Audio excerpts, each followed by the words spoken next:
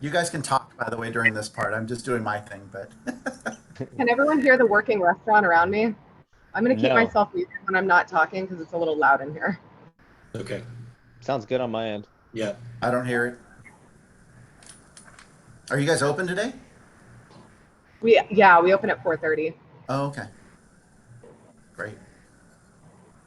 Don't worry, I'll say my hours of operation like 18 times if you're listening. Awesome. All righty. Looks like, boom, we are up and running over on the Facebook side of things. Got it. Look over here. Corey, aren't you glad I'm not smooshed right next to you? We would have been in separate rooms, Maggie. It would have been fine.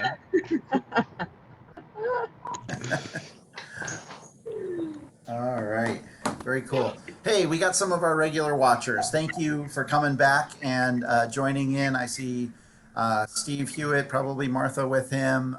Paul Maynard, thanks. Mike Wilkie, Ken and Cheryl Eberwine. Appreciate you guys always, of course, tuning in. Tell your friends. So that's always great. Oh, we got our chat already going from Columbus, Ohio. Martha and Steve Hewitt. Your heat wave is broken. That's great. Good to hear. And you're making plans to come in late October. Excellent. Very cool. Make sure you reach out to me. I think my email address is plenty available, but if you need it, I'll plop it in there. And then tonight you're opening a McPrice Myers. Very cool. Actually, I had one of those last week, the beautiful earth wine.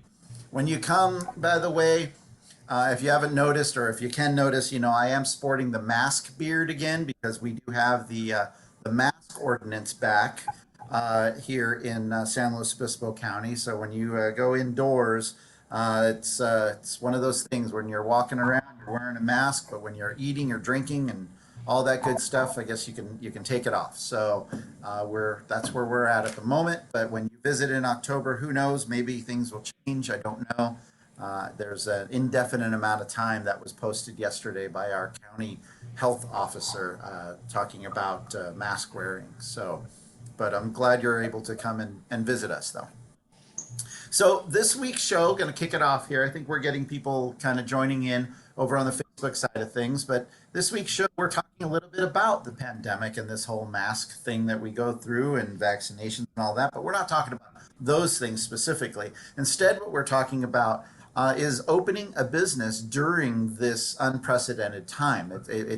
It's been an interesting time period, of course, for people in businesses, especially hospitality, which that's what our industry really is all about, is hospitality. And we've got three different guests this week that have totally three different businesses, business models, and the like that are going to share their stories with you and also share a little bit of their background. We love talking about the Paso wine community on this Zoom show. And so I'm going to be asking them to tell a little bit about what brought them to Paso and what inspired them to do business in Paso. Before we get to that, though, I want to do a quick little update on what's happening with Harvest. Harvest has kicked off actually here in Paso. We love doing those Harvest shows, and that was the last show that we did 2 weeks ago, where we were talking about the potential of picking starting really at any point, any day from that point. It's happening. You've got a lot of white grapes coming off the vines now. I know our friends over at Midnight Cellars, they were picking some Chardonnay for a brand new sparkling program that they got coming up. I also saw over on social media Dow picking, Thatcher picking, so many different brands all around are picking. I want to tell you, if you want to see some of that imagery and keep up to date on what's happening, every time a winery tags us at Paso Wine on Instagram, we are able to repost that. And so check out our Instagram to see some of those that get reposted, which is at Paso Wine. Also today, just up on our blog is a little thing about food and food in Paso, food at some of the wineries. So if you go to pasowine.com, you're going to see on our blog a whole new posting on some of those opportunities and how to best enjoy them when you're visiting Paso. All right, back to the subject. So we're talking about opening a business in and during this crazy pandemic of ours. My guests today, I have Russell Baker from the Backyard on 13th Street. Russell, say hi. Hi, everybody. Thanks, Chris. Right on. Maggie Cameron over there at Della's Woodfired Pizza. Hello. Hey.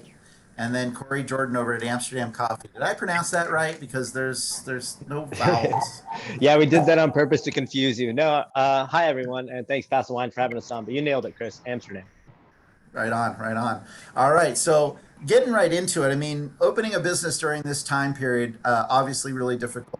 We've heard so much about all over the United States, especially New York. If anybody was watching what was happening in New York, even today, a lot of that is really tough with a lot of businesses that did not get to continue on. But opening one, I mean, you couldn't have forecast it. You couldn't have figured it out at all unless you did. And we have three different real stories to tell about when these entrepreneurs actually got started. But I want to kick it off though with Russell, because Russell, you were about 30 days into this business. I know I made it over there at least once, maybe twice to get a beer before everything shut down.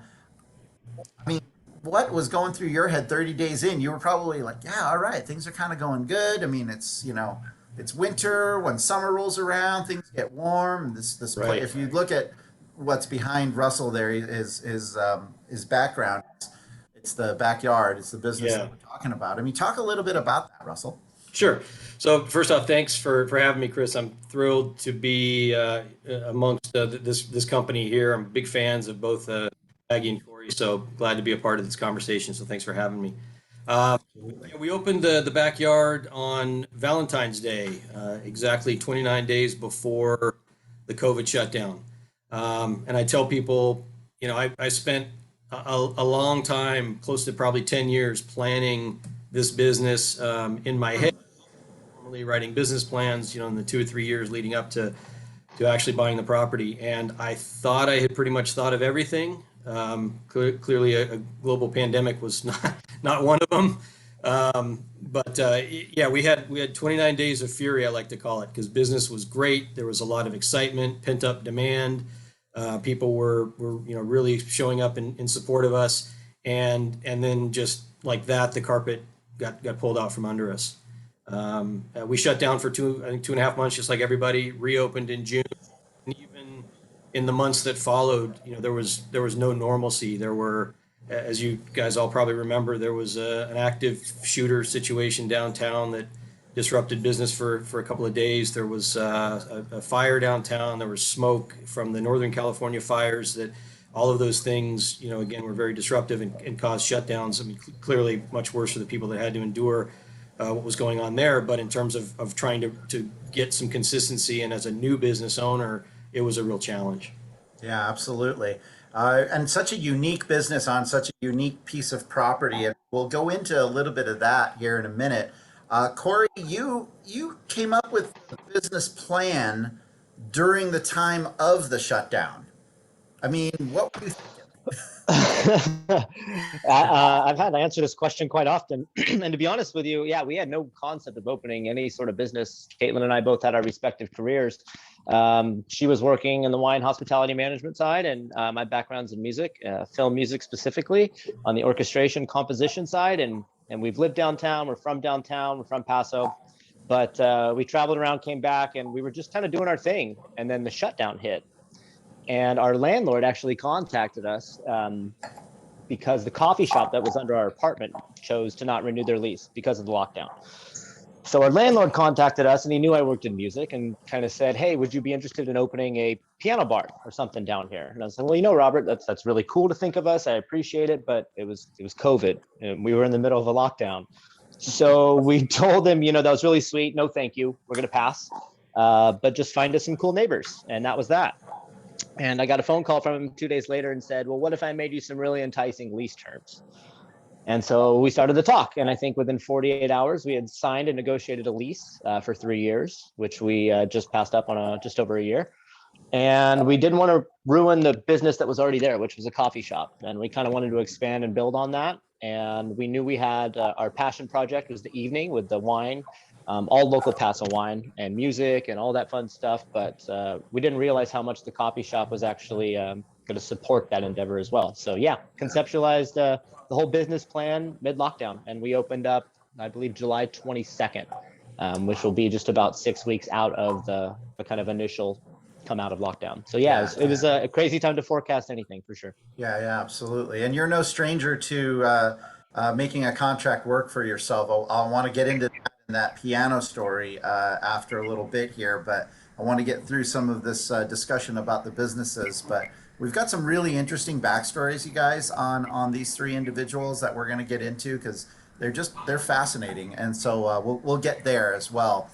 Maggie, you signed the lease right before everything happened. Were you ready to say, wait, like buyer's remorse? I mean, Yeah, it was a crazy time. We'd been searching for a location for our second restaurant for a couple of years and was shopping the business plan around to different, locations and trying to see what would fit best, and ended up with a location right next door to the Hatch, to our first restaurant. Literally share a wall, and signed the lease in February, and then COVID happened, and it ended up. I mean, at first it was a total freak out, but I think we couldn't even think about this place. It was just the place to store a bunch of stuff, and we were so worried about our first baby and figuring out what was going on there. And then,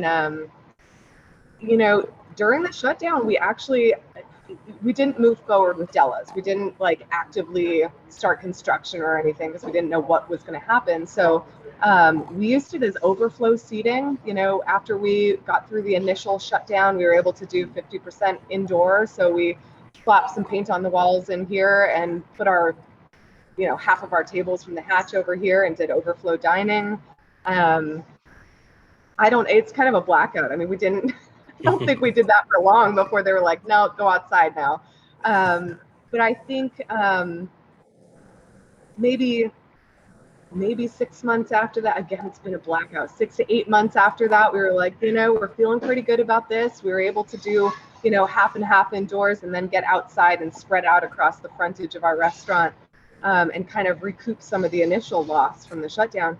And so we were like, let's go for it. And we started construction and did all that. We were like, let's just do it in pieces. And, if anything crazy happens, we can stop. But that it worked out. And we opened Della's about 6 weeks ago. okay, 6 weeks ago. Wow. And you guys are like kind of almost serial entrepreneurs because you had the Hatch, the truck thing. I don't know if that's still out there or happening. You had Just Soup for a bit over the winter, which I loved. Yeah. And now Della's. I know, it's crazy. Just, and when we were sitting on our thumbs, just slinging fried chicken takeout during COVID, we developed a partnership with the beautiful Cass House in Cayucas. So we're the exclusive caterer to the Cass House now. So we were kind of doing anything to create some business because this is what we do. This is how we support our family. Yeah. And so now we've got maybe a little more than we can sanely handle, but it feels good. What's really interesting about these three guests too is that these are partnerships with their better halves, with their spouses, and all. And so what's cool is at least they have this kind of support. But Russell, you still have a day job though, right? I do, yes.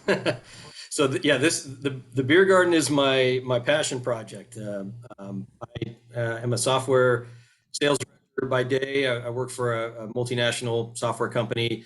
I've been with the same company for about 17 years, and have worked from home almost that entire time. So the change in behavior that a lot of people are going through now of working from home, that part was not new to me, and that actually was an easy transition.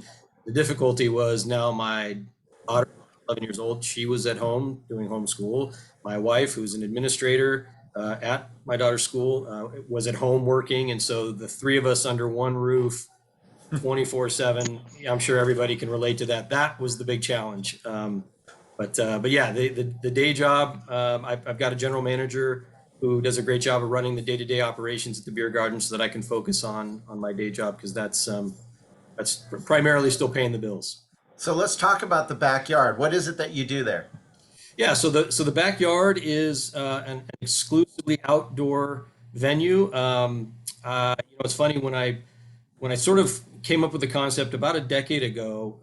I'd been to a number through my work travels. I'm fortunate enough to travel around and see a lot of really neat cities, and I'd been to a lot of major metropolitan areas that had these outdoor beer gardens. And at a certain point, it kind of clicked with me, and I thought, if these things can do well in Boston and Detroit and Las Vegas and these places that have pretty extreme weather, I think one could do pretty well in Paso Robles. Where we're really fortunate to have the amazing weather we do.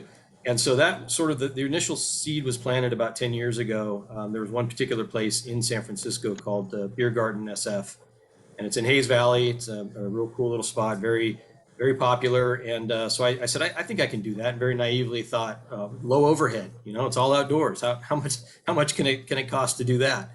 And so then it was a matter of finding the right location. And there weren't a lot of empty lots in town. I wanted to be right downtown, and looked around. I had my eye on the lot that is now the Piccolo Hotel.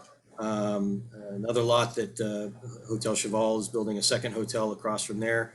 And so sort of one day I was taking myself to lunch and thought, I'm going to go talk to Steve over at Chubby Chandler's.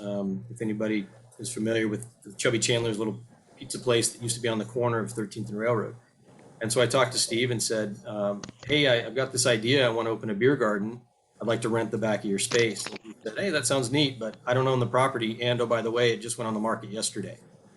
And so all of these years of planning and sort of, coming and having these ideas in my head and putting them down on paper really coalesced into that one moment where I thought, okay, this is it. If I'm going to do it, now's the time. So called a buddy of mine and said, I think I need to jump. And he said, yep, you're right. Yeah. And next call was to another friend who's a realtor, and we wrote an offer up, and I was under contract. This was like on a Wednesday, and I was under contract by Saturday to buy the lot. And then from there, the planning process took place, and it's been about 3 years working with the city and with contractors before we actually opened our doors. Wow, very serendipitous. Kind of the same for all three of you, really. I mean, Corey, you got the space down below you. Maggie, you're right next door to your first baby, as you said. I mean, that's really cool how that came together for you. Corey, when you started the coffee, I mean, did you have any coffee experience?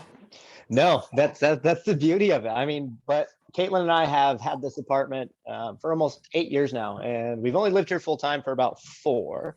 But even for the last 8 years, it's always been our coffee shop. So we knew it as the original Amsterdam. We then knew it as Kreuzberg, and then it changed to Oak Pass, and then that's when we got the opportunity when COVID hit. So we'd kind of always been around that coffee shop and liked the vibe, and just never really thought anything of it. But no, Caitlin and I have zero background in coffee. Well, you make a really good mocha maca. Thanks, man. No, I have a mild background on the chemistry and winemaking side of winemaking, and we just took a winemaker's approach to it, to like try different grinds and different like heat extractions and different lengths, and we just found something that we liked and we enjoyed the taste, and that's just kind of what we build off, and that's how we came to that. Well, you have a really loyal following. I know I've been going to that space for coffee. I've been in my position 14 years, and so for at least 14 years, I've been in and out of what would be one coffee shop or another over there. I will say right now, the vibe is way cool. You can step in and out of the windows, which people doing. Yeah, no, it's we started a trend with that one for sure. But no, for us, first and foremost, for Caitlin and I, it feels like it's literally a room in our house. We live upstairs, and the coffee shop and the house are actually connected without even going outside, through a doorway downstairs. And we treat it as like a room in our house, and we want the vibe to be right, because you can have a stellar product, but if the customer doesn't enjoy their experience, not only are they not going to come back, they're probably not going to have great things to say. So we focus on, of course, having a good product, but just making sure the vibe and atmosphere is what everyone's kind of looking for, especially right now. Yeah. And you have a piano that sits front and center, basically, when you walk in the door. Yeah, we didn't find a small one. It's a big one. We have a beautiful Steinway & Sons Model B piano that sits kind of in the back corner. And And in the evenings, we switch over from, coffee and espresso. We close for a couple hours, and 3 nights a week, we open it back up and tablecloths, light some candles, dim the lights, and we start pouring some of, Paso's finest wine and couple it with jazz music. Awesome. That's so cool. And it's a really neat vibe. I haven't come by to experience, but one of these nights, my wife and I definitely need to come out and check it out because it's pretty We'd cool. love, we'd love to have you, Events man, before. for sure. Yeah, absolutely. Maggie, Dellas. I want to talk about the name Dellas. So, Woodfired Pizzas, I was fortunate enough to come by on your soft opening. I tell you what, amazing, best pizza in town by far already. Thank you. But the name, it's right behind you there over your right shoulder. Talk a little bit Mm-hmm. about why this name Dellas. So I grew up, we had been talking about Dellas for a long time. We just didn't have the name. We knew what we wanted to do. We knew like Wood-fired pizza was it because I'm a pizza fanatic, and I like to say that I'll dip anything in ranch, but like good pizza is really my jam. So I felt like we had to do that. So I grew up reading a story it's a Christmas story, The Gift of the Magi, but it's really like so much more. It's fabulous. It's just a short story. We read it every single year. And the main character is Della. And there's 2 main characters, Della and Jim. The main character is Della. Somehow this book just really like impacted me and my sister. She named her first daughter Della. So there is a little 3-year-old named Della that has a restaurant named after her. And she's really cool. And I named my pizza joint Dellas. And I think Eric and I were just sitting around and we were like, it was around the time that Della was born. And I was like, I just love the name. It's, it means so much to us. What do you think? And he was like, it's perfect. It's perfect. It's just, It's us. Yeah. That's awesome. Corey, you're a hometown guy. You grew up here. Same with you, Russell. There's not really great pizza in this town. We don't need to name names, honestly. We really don't. There's a couple places here and there. But now with Dellas, are you guys digging it? Oh, absolutely. They've upped the game, and we're stoked to have them as neighbors. Like Caitlin and I have been fans of Eric and Maggie for a while. So we actually came to them when we decided to open our spot for advice because we were such big fans of what they had going on. So to have this level of, like you said, like a high-end East Coast pizza joint right here in Paso has been really cool. Yeah. Thank you. Yeah. Thank you. We have a lot of overlap here. When I first got this invitation, Chris, I thought this was, you chose the 3 of us because we were 13th Street. And I thought that was pretty cool because when we opened the hatch, this is kind of a weird, creepy, dark road. But now there's so much great stuff. And, when I've got people on a wait, I can send, on a wait list, I can send them down to the backyard for a beer before we call them back for their reservation. And then, I don't even have to offer coffee service anymore because I can send them to Corey and Kate down the street. Yeah, we love it. So it's real. We've got good neighbors, you guys. Hey, I agree. Amen. Completely agree. And I'll say I'm thrilled to have the Wood-fired pizza place up the street as well, if for nothing else, for my own personal benefit. I have the, I guess, probably unique and not so flattering title of being the guy that killed the local pizza place, which some people don't remember, and those that do remember, there was a very loyal following. I have to say, as even as an 8th grader, I remember getting calzones from Chubby's. But Steve and I had a lot of conversations about what to do with that space, and ultimately decided, he said if I'd talked to him 15 years earlier, he would have been interested, but it was going to be a lot of work, and so the pizza place up the street is now going to be a local a favorite spot of mine for sure. Yeah. And now what's happening with food over there?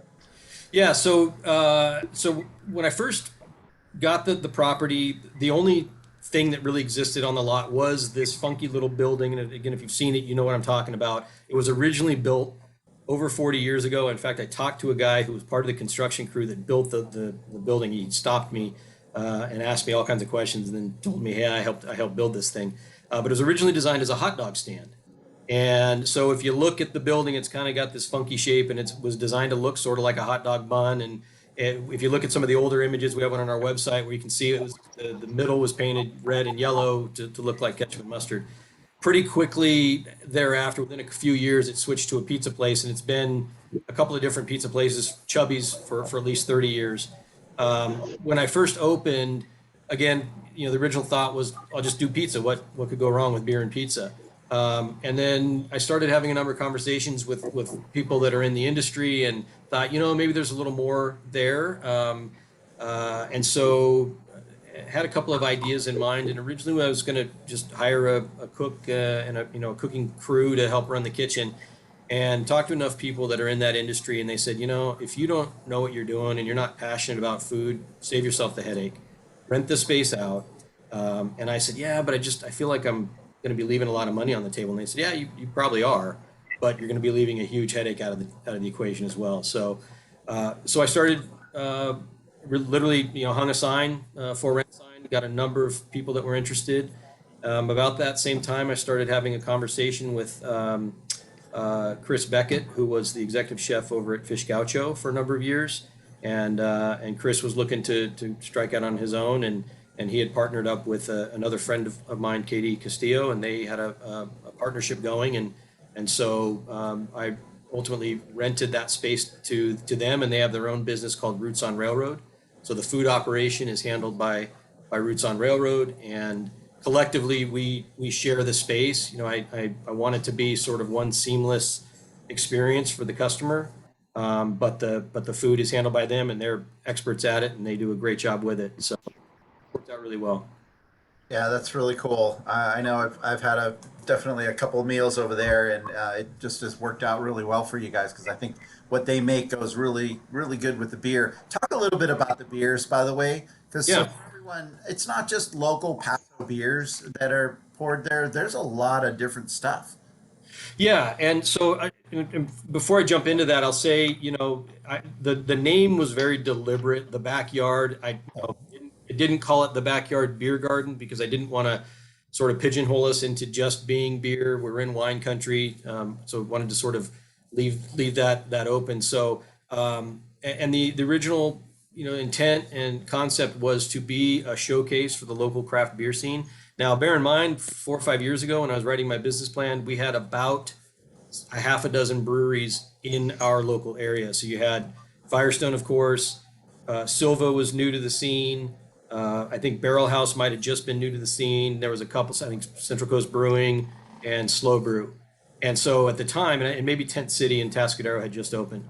And so my original idea was, hey, great, I'll have 2 or 3 of each of those local breweries represented on draft. And then we'll also have some stuff that's from out of the area, because if you live here, you can get Firestone pretty much everywhere you go. So, you want something a little different. But by the time we actually opened our doors, the craft beer scene had exploded, and there were over 2-3 dozen breweries just locally. And so it went from having 2 to 3 local beers represented from each brewery to I can't even carry one of each of the local breweries. So we try to represent the local breweries as best we can, and we often rotate through. You'll notice the tap list is never the same from one night to the next. But yeah, to your point, Chris. Really, our sweet spot is about 2/3 of the draft list. We have 24 beers on tap, and then a bunch of bottles and cans. We try to have about 2/3 of those be local craft breweries, and then the remaining selection is harder to get beers from out of the area that might be appealing to folks that are looking for something a little different. Yeah, that's awesome. You serve wine as well, and I know with Corey, you guys bring in wineries. Maggie, you're really kind to the wine industry and offer lots of opportunities. But I want to talk a little bit about how did the wine industry, because it's so prevalent in our area, of course, during the time of your openings and as your business is starting to get going, how they supported you? How's the wine industry supported you guys? I mean, has there been a lot of that kind of interaction with them? Corey, I'll start with you because you're bringing. I mean, how are you bringing the wineries in, and what are you doing? Yeah, no, and to answer your question, just in short, I mean, this community as a whole is very special, but the wine industry specifically, Caitlin worked in the wine industry for the last 5 to 6 years. I myself, for 4 or 5 of them, working on the seller side, and made a lot of really great connections, just not business based, but just friendship based. And when crunch time came and we went to open up our space, especially during such a unique time, I couldn't tell you how many people reached out. It was really humbling as far as winemakers and wineries saying, hey, we'd love to be a part of your program, even though we had no business opening a restaurant. We were just trying to really get this coffee shop off the ground and try and get some wine going, but we really wanted to focus on the music, and the wine industry as a whole kind of just took all of that heavy lifting off of us. And they came to us and they said, how can I help? What do you want? Do you want red? Do you want white? Do you want rosé? Well, I have this vineyard. Well, I have this barrel I'm not really doing anything with. And it gave us an opportunity to kind of reestablish those connections that we had missed during COVID, and really give us an opportunity to showcase some really unique Paso wines that you don't really see anywhere. So the wine industry has been integral, especially this local wine industry, and not only keeping us afloat, but getting us started. Yeah, yeah, Maggie, I see you nodding. Same, same, all that.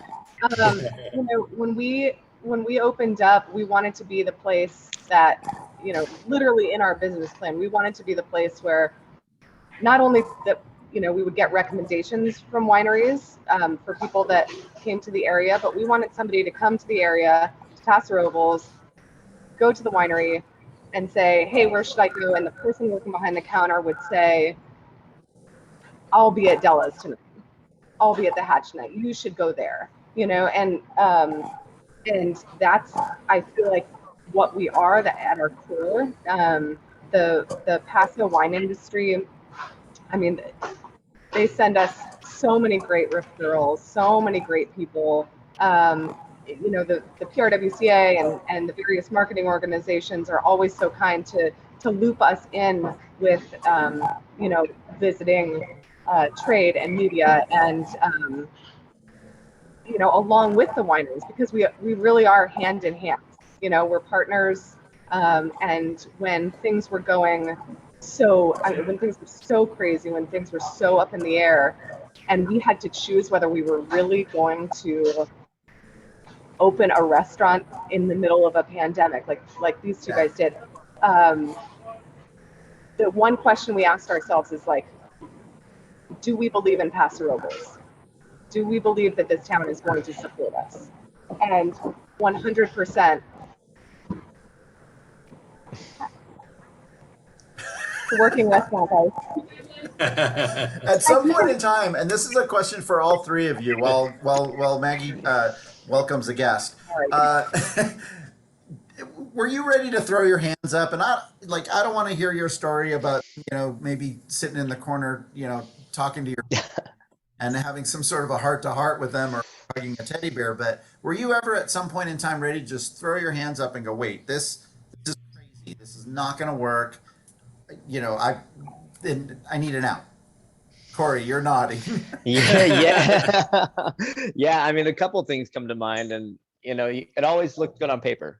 And even though Caitlin and I had a hospitality background, mine far more ancient than hers, and needed a little more polishing, but sure, of course we could do it. You put it on paper. And even the construction side, we undertook a lot of it ourselves. And there were phases during construction that make you want to pull your hair out. But it was once we really opened, we realized the magnitude of what we had undertook, as far as, going through 8 times more coffee a week than we thought we were, learning coffee side of things, learning coffee people, and dealing with that side of the hospitality. And to be honest with you, even like to this day, to this morning, we are still just humbled at how hard you have to work to make something like this work, especially during this time. There have been a couple of times where, you just got to sit down and take a deep breath, even after all the lights are off, and we'll sit. And my partner, Caitlin, and I have looked at each other a couple of times, and it's like, are we still doing all right? Making sure that, we come up for air and check in with each other. Hey, is this, because we're working 7 days a week. And at the end of the day, it's what we want to do. And we feel like, we're very fortunate to be a part of this community and this industry. Well, it has its aesthetically pleasing elements, but to actually be a part of it and see its innards and how it works, we wouldn't want to be anywhere else in the world. Yeah. We don't want you to be anywhere else, Corey. Thanks, right. Maggie. We need you. We need each other. We all need each other, for sure. That's how it works. Well, Chris, and from my my perspective, I would be lying if I said no, there weren't times where it and you didn't have doubts. I will say for me, this is my first entrepreneurial venture. I've wanted to start my own business since I was a kid. My stepfather was an entrepreneur, started his own successful business here in Paso Robles. Advanced Adapters is an automotive aftermarket parts company. They've been around for 40 plus years. So I kind of had that bug, early on, being around him. But for 25 years or so, the next question someone would ask is, well, what kind of business do you want to start? I couldn't answer that question. It really didn't matter. I wanted to open a coffee shop for the longest time, to be honest. And I just liked the idea. I liked the environment, the culture, just the sort of the vibe of coffee shops. But it wasn't until, as I said, about a decade ago, I got sort of the inspiration to do a beer garden. But for me, being so new, starting the business right before COVID, it was just so new. It wasn't really a moment of defeat. It was more like, okay, roll up your sleeves and we'll deal with this. Everybody's in the same boat. And I remember there was a quote from Winston Churchill, I think, that was something to the effect that, never let a good crisis go to waste. And so I really embraced the time that we had off, the we had off, the time we were in quarantine, the 2.5 months to try to improve our business. Because, whenever does a business owner get the opportunity to hit pause mid-flight and fix all the things that are broken and address the things that you needed to address? I can't even imagine, Maggie, with your restaurant Hatch initially, you never had time to collect your breath and you're changing the engine mid-flight on a Dude, plane. we did so much painting during COVID. Right. So the break was a good opportunity. Like for us, we went and got a storage trailer to help with some of the overflow refrigeration needs and things like that. So I really tried to embrace the opportunity to improve the business. Then we reopened, we were better for it. The hardest part out of all of it has really been, all the social unrest and political turmoil that's going on, the way that affects the employees. That's what I worry the most about. In fact, I was asked a question, I thought it was an interesting question recently. Somebody said, what's the piece of advice that is generally accepted as truth that you disagree with? And my response is, the customer is always right. I don't believe that in this environment, particularly with social media, because of the negative effect and impact it has on my employees. I see what it does. Yeah. So how important has an online presence or even a social media presence been for, I guess, the perseverance of your businesses? Has that been where you get your business from? I mean, has that really been it, or has it been more lines of the community? Anyway. Well, I'll start by, obviously for us, like social media was integral. Excuse me, Maggie. Social media was integral for us getting started. You're so good at it, Corey. Oh, stop. You are. No. The social media, like that was our only voice. So when we were under construction or when we were getting ready to open, there wasn't people walking by, no one was able to kind of check on our progress. So literally the only outlet we had, as much as we really didn't want it to be, was social media. So integral again, and communicating when we were opening, how we were opening, even catching attention we really didn't want, but we learned that the hard way through social media. But social media, we wouldn't have been able to open without it, unfortunately. We've tried to lean a little away from that platform, but we definitely needed it to get started. Yeah, that was the way that you spoke to people when they weren't stopping by, when they weren't out visiting other businesses. That was like our window to the world. And I think, brands that did a really great job at communicating and showing sort of an insider perspective, or doing just like brightening up people's days by doing like weird stuff, I think they were the most successful coming out of this, because it really did give that insider look. But I mean, that was the first time we had ever used it as a sales vehicle. Like, I got to move this fried chicken, Chef spent all the time frying this chicken. Like, we got to get it gone. So we'd talk about that. And I mean, I think that was the first time that I felt like it was really quantifiable. Yeah.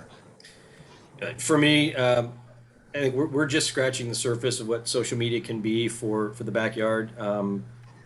It's not an area of strength for me, so I've actually just hired somebody on staff who's going to be full time devoted to helping with our social media presence and doing some marketing and events coordination. So I expect bigger things from it. I certainly understand the value of it. It's again something we haven't paid the proper amount of attention to, and I know it's an area that we need to improve on. It's hard for me to say how much that's helped our business. I think, I mean, Maggie hit on it earlier. It used to be growing up in the area. I remember the time where there was no reason to cross over 13th Street. No good reason, right? Everything was happening over on the south side by the park and around the area, and Got that cheap rent though. that's right. And so growing up with sort of having that, and then obviously some places started to creep across that divide. Artisan, if folks remember Artisan from a few years back, they sort of really stretched the footprint out a bit, and then with Hatch coming in, that really changed the game, and pretty soon, and I was very thankful by the time I bought the property that there was a lot of things going on north of 13th Street, and there was starting to draw people over, and it's great because I just think that's going to continue. Well, as tragic also, I mean, if you think back, as tragic as the earthquake was, it also forced a lot of buildings to go through some serious renovations, and I think some of those buildings were there along 13th as well that were able to then be kind of segmented up into separate spaces and the like, if I remember correctly. Yeah, I fully agree. And in my view, and I'm not the first to think this. I heard somebody say this, and it makes total sense. But the sort of the beginning of the renaissance that we've seen taking place in Paso over the last several years was really that earthquake in 2003. Because of what you just said, it caused a lot of buildings to be rehabbed, and that raised rents, and that brought different tenants in and really upped the game. Firestone was already doing beer, but had really elevated the craft beer scene. They were on the top 5 craft breweries in the world list. All the wineries were really taking off. I mean, I grew up here, and as a kid, there were a dozen or so, maybe 24 wineries. I grew up with the Beckett brothers from Peachy and Austin Hope and Chad Rava and Mark Caparone, but there weren't a lot of wineries at that time. And after leaving for a few years, bounced around the Bay Area and lived on the East Coast a couple of different stints. My wife and I looked at moving back here in 2003. This was right before the earthquake, and it was at that time it was still the same cow town that we grew up in. There wasn't really a good option. I tell people it's a bit of an exaggeration, but if you wanted to eat anything past 9 o'clock, your options were Denny's or Carl's Jr. And somebody asked me, well, didn't you have a Taco Bell? And I said, yeah, okay, fine. So we had Taco Bell too. What about Boosie's? Boosie's, right. Okay. But that all changed after the December earthquake and the years that followed. So we chose not to move back to Paso in early 2003. We went and lived in North Carolina for 5 years. And during that 5-year period, Paso became this really cool, hip place with lots of fun restaurants and wineries and things to do. And so we moved back in 2007.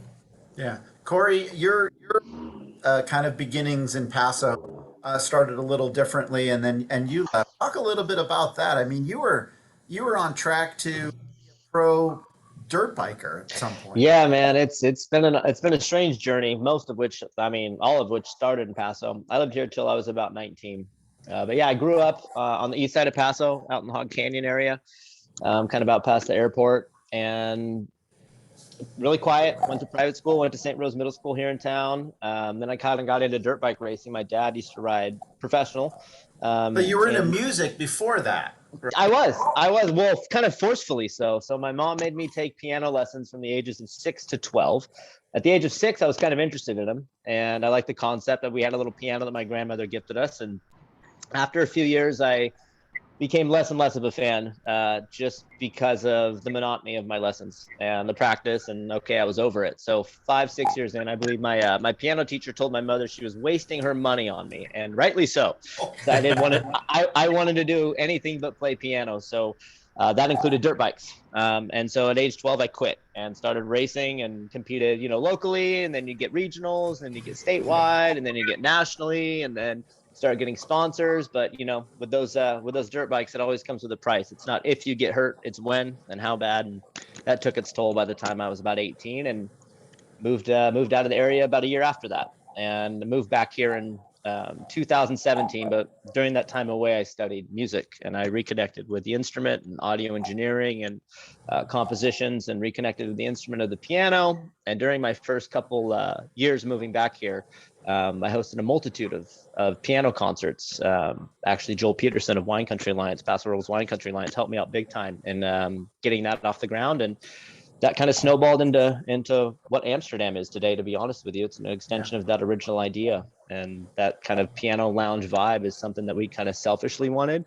And once we started it, we realized that this community was really starving for it. And we're so fortunate to have aligned with that timeline.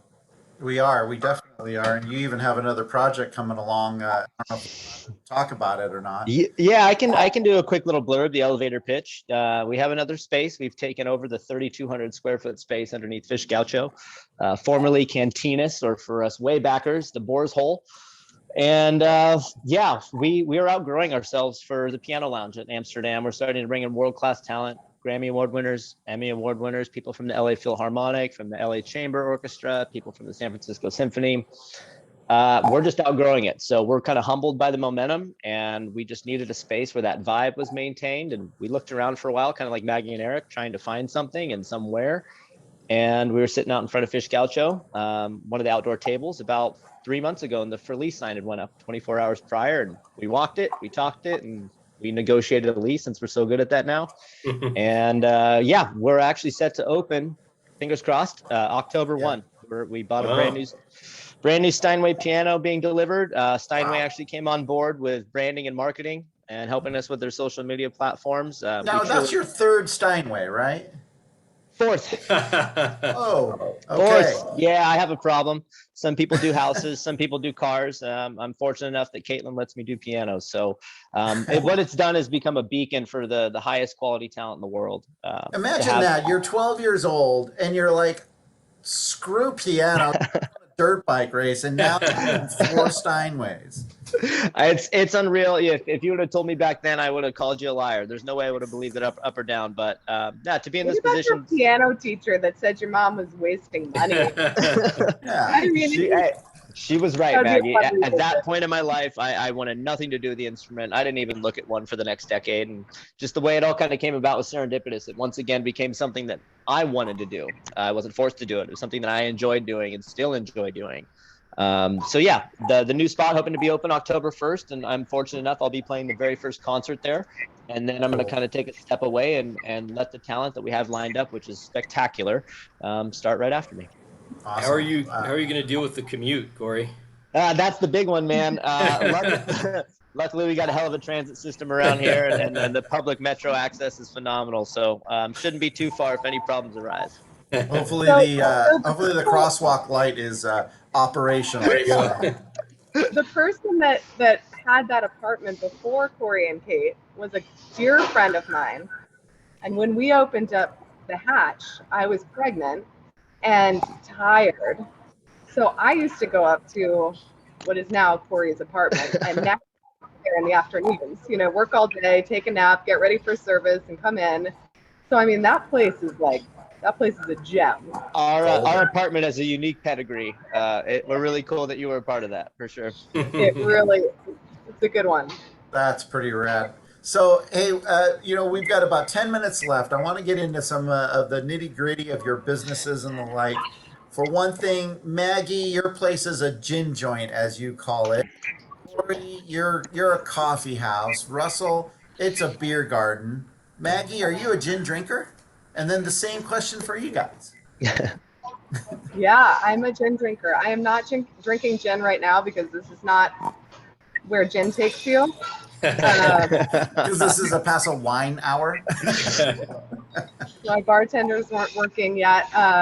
Yeah, I'm a gin drinker, and I think really we wanted to differentiate ourselves. Do something a little bit different. I do love gin. I do think that it's a wonderful spirit that's being represented by a lot of local distilleries, which is super cool to be able to use those. But we wanted to, we wanted to be a California joint. We want local stuff. We want people that are visiting the area to feel like there's a sense of place. And gin's a great way to do it. It's tough to find a lot of local or even regional great whiskeys, but there are a couple for sure. But gin is it, and I'm kind of excited. We've got this like mix and match G&T bar where you pick your gin, pick your tonic, pick your aromatic. So we still get to get super creative, but do things that are light and bright and delicious for pizza. That's great. Does pizza and gin, or pizza and a gin drink, that goes? Oh, delicious. Anything that's like light and bright and, a little bit bubbly, I think, just for me, it kind of like takes away all of the, you've got cheese. Our pizza is also pretty on the lighter side. It's not, sauce and cheese and all that. But it's still nice to have something pretty refreshing with it. So, yeah. Which is also, I've got a little Hubba Sauvignon Blanc right now, and great wine. So I'm super pumped on that. So there's more than just gin. Hubba being Riley Hubbard, and she has a little place over in Tin City. We'll get her on the Paso Wine Hour one of these days soon, because she's also just now opening what you can consider kind of a bit of a concert venue over there up against the railroad tracks in Tin City. And so pretty cool stuff. We'll get Riley on one of these days soon to talk about what's happening over there in her wines. But she makes some really great wines as well. That's awesome. Corey, you talked a little bit about the fact that you've had to learn coffee, but did you ever imagine being in the coffee game? The coffee business. Are you a big coffee drinker? I think there's a large net of people that are coffee drinkers. And, about as crazy as I got was during harvest, making the drip coffee, the Folgers, and, scooping up your scoops. And that's about it. I always joke with our staff when we bought our espresso machines, I didn't know how to work it. I had no idea how to even pull a shot, but we had befriended some of the girls that had worked downstairs, us living upstairs for the last, years. And we hired some of them to really help us out and show us how to use these machines and show us what these, and don't get me wrong, YouTube's a gem, but kind of show us the difference in a good shot and what you want to taste for and what you should look for and what the crema is and how many ounces you want to pull. So we just enjoyed learning that part and to really make a coffee that we enjoy, which has been the fun part, because at the end of the day, I look forward to my coffee every morning too, just like everyone else. And as a wine bar though, what are you trying to do with wine? Like, what are you showcasing? Like, do you have, I know Kate worked in wine as well. Do you guys have any form of a theme or anything over there? You know what? That's a great question, Chris. And to be concise about it, we have two different wine programs kind of between the two businesses. And as far as Amsterdam, coffee shop by day, piano lounge by night, we have a really short but concise and efficient menu. So we wanted just 2 whites, a rosé, and 2 reds. Something simple, but that's just our by the glass, and we wanted to have a really short bottle program, maybe anywhere from 8 to 10 bottles of again, selfishly so, our favorite wines of the region, because if we're trying to showcase our favorite music and our favorite performers, we wanted to pair our favorite wines and really kind of try and keep the whole experience cohesive. So our wines they're all local. Everything we have is local to this area. Name off a few that you've got on your list. So much shout out to Riley Hubbard. We have the Hubba Sauvignon Blanc. We love Riley's wines. That's one of our favorite whites we have on. Shout out to Jesse Baker, Slayton Wines, Albarino, Grenache, been phenomenal. Tyler Russell, Nell Cordant's been helping us out. Then we have the bottle list. we have our Saxum list. We have a short Saxum list of 7 to 8 bottles. As Justin was kind enough to let us bring his brand on. Justin's been a supporter of the music and the arts in this area for some time, and then Eric Jensen been a big supporter of what we're doing. So we wanted to make sure we had our booker on the menu. I go way back in multiple ways with Eric, and it's just been cool to kind of take all of our past experiences and put them together on our menu through wine. That's great. That's great. Russell, beyond, I mean, you're Yeah. you're a beer So guy, right? so I'm sort of the outlier. We're unapologetically a beer garden. That was the design from the get go. I sort of came into that thinking, look, there's so many great wineries, anywhere from 200 to 300, depending on what you read. There are so many great restaurants that have extensive wine lists. I knew that I couldn't compete. We're very limited in our space. If you've seen our bar, it's an 8 by 20 foot shipping container, and half of it's where the bartenders occupy the space, and the other half's the keg room. So we're really limited in what we can carry. I mentioned earlier that I deliberately didn't call ourselves the Backyard Beer Garden. That's not the name, because I wanted to leave that open for for revision if need be. And I can say, definitely we have stepped up our wine program. We have 24 beers on tap, include a couple of ciders in that. We also have a 4-draft wine keg system. And initially we started with, about a dozen different wines, 4 on draft and about 6 or 8 available by the bottle. And the idea was, let's just have something for the people that aren't beer drinkers. Like if my mom came to show up, she's going to want a glass of Chardonnay. Let's have just at least something for everybody. And the feedback that I got from people right from the get-go was, you need to have more. You need to have more than that. So we've now increased our bottle program. We offer 30 wines currently.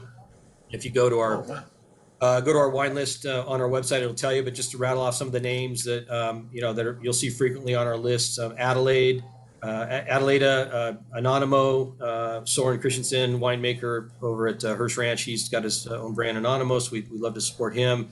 Cass, Field Recordings, Herman Story, my buddy Jared Lee, winemaker at Pear Valley. He's got his label Last Light, so we carry that. Pinot, Opolo, Sextant, and then Tablis and Thatcher are some of the main staples that you'll see. And we've got a great cider for folks that are interested in cider.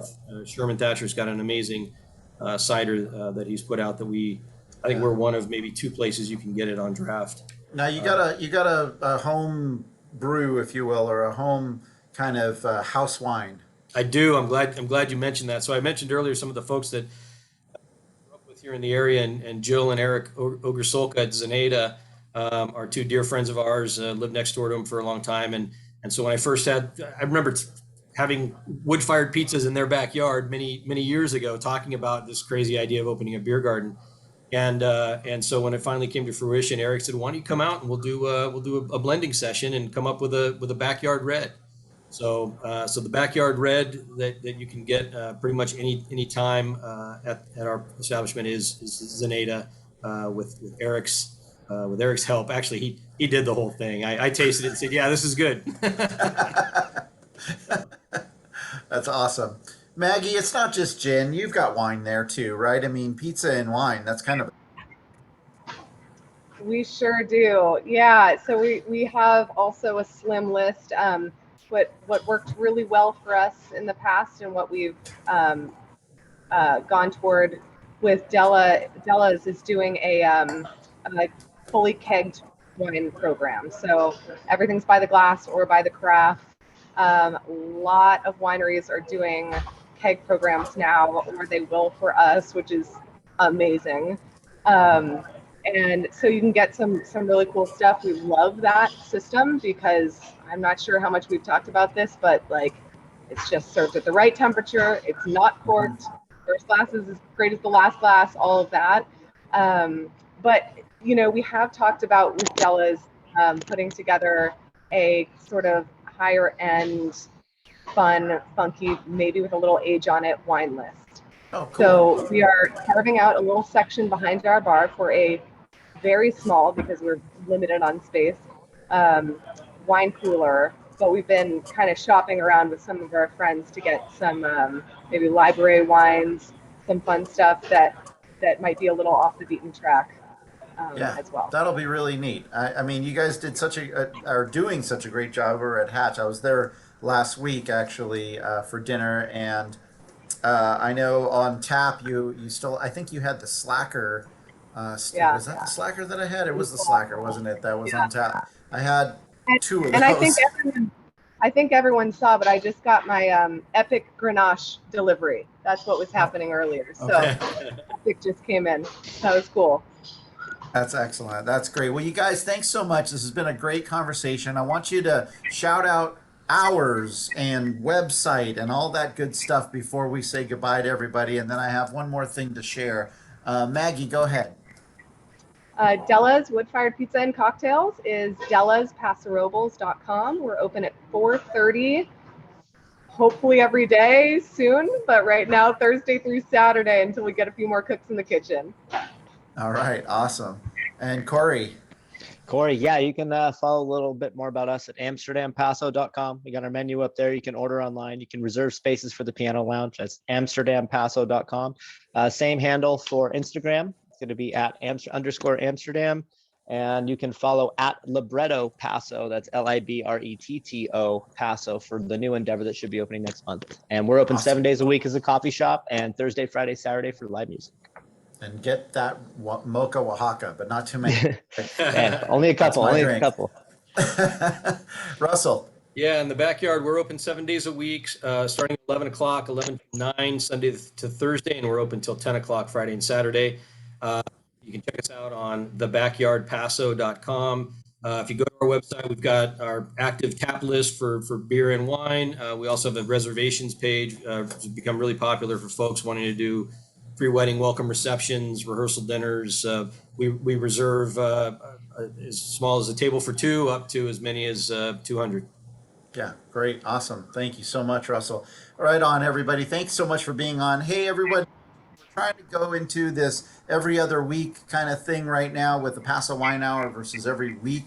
Getting really busy with a lot of things, events coming up, stuff out of area. And so I'm doing my best to try to put shows together that we can showcase people. We're also, though, going into harvest right now. And so things are, of course, people are getting busier with that. We're going to try to do maybe even some locational stuff. We'll see. We're trying to figure that one out and how Zoom can travel and still talk to Facebook. But we'll be keeping in touch with you. Just go to pasowine.com. Also, if you're watching on Facebook, make sure you turn your notifications on for at Paso Robles Wine.